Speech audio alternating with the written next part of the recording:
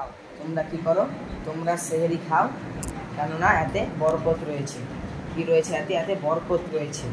এবং তোমরা সেহরি খেয়ে ঘুমিয়ে পড়ো না, তোমরা সেহরি খেয়ে তোমরা নামাজ পড়তে যাও। কারণ সেহরি খেয়ে তুমি রমজান মাসে রোজা অর্থাৎ রোজা পালন করলে হবে না, কারণ তুমি সলাৎ পড়তে যাও এবং সলাৎ পড়ে আসো। এবং সারা দিনটা তুমি যতক্ষণ তুমি না খেয়ে থাকবে ততক্ষণ তুমি কি করো, তুমি ভালো কাজ করো, কোরআন তেলাওয়াত করো, ভালো কিছু শিখো।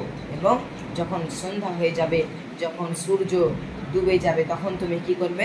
তুমি ইফতার করবে। তুমি কি করবে? ইফতার করবে। সেহরি এবং ইফতার কেন এলো এবং এর রোজা আমাদের উপরে কেন ফরজ হলো? আল্লাহ তাআলা পবিত্র কোরআনের একটি আয়াতে বলছেন, ইয়া আইয়ুহাল্লাযীনা আমানু কুতিবা আলাইকুমুস সিয়ামু কামা কুতিবা আলাল লাযীনা মিন ক্বাবলিকুম লাআল্লাকুম তাত্তাকুন। হে বিশ্বাসীগণ, হে মুমিনগণ, তোমাদের উপর সিয়াম অর্থাৎ রোজা ফরজ করা হয়েছে। এবার হয়তো আমরা বলবো, আমাদের উপরে সিয়াম অর্থাৎ রোজা কেন ফরজ করা হলো?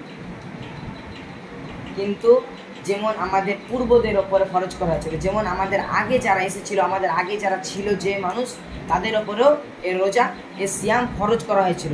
তাই আমাদের ওপরও ফরজ করা হয়েছে, যাতে আমরা পরেজগারিতা অর্থাৎ মুত্তাকিন হতে পারি, তার জন্য। আল্লাহ তাআলা আরেকটি আয়াতে বলছেন, ইল্লাল্লাযীনা আমানু ওয়া আমিলুস সলিহাতি ফালাহুম আজরুন গায়রু মামনুন।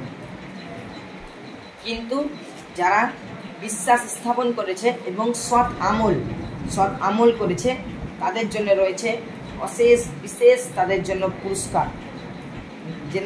যেমন অনেক মানুষ যারা কি করেছে, আল্লাহ তাআলাকে না দেখে বিশ্বাস করেছে যে আল্লাহ তাআলা এক, কিন্তু দেখলে অনেক মানুষই বলে যে আল্লাহ তাআলা এক, কিন্তু তারা কি তাদের অন্তর থেকে কি করে না, তারা কি বিশ্বাস করে না। এবং সৎ আমল ভালো কাজ করে এবং ভালো কাজে মানুষকে আহ্বান করে, ডাকে, এবং খারাপ কাজ দেখলে কি তাকে নিষেধ করে, সেই কাজটা করতে মানা করে। এমন মানুষ এই পৃথিবীতে খুব কমই দেখা যায়।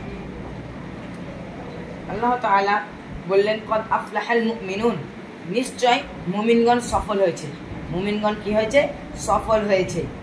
এই রোজা আমাদেরকে পালন করতে হবে। যেমন এই রমজান মাস, আমরা যে 11টি মাস এই খারাপ কাজ করি, কত রকম কাজ করি, এটা থেকে এই রমজান মাস সব থেকে আলাদা মাস। কারণ এই মাসে প্রত্যেক জাহান্নামের দরজা লাগিয়ে দেওয়া হয় এবং এই জান্নাতের দরজা খুলে দেওয়া হয়।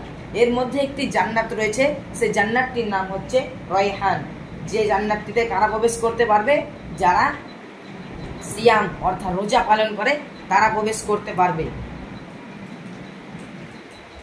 তো পরশেষে আল্লাহ তাআলার কাছে দোয়া করি যে আল্লাহ তাআলা যদি এই বিষয়টিকে আমাদেরকে ভালো করে বুঝা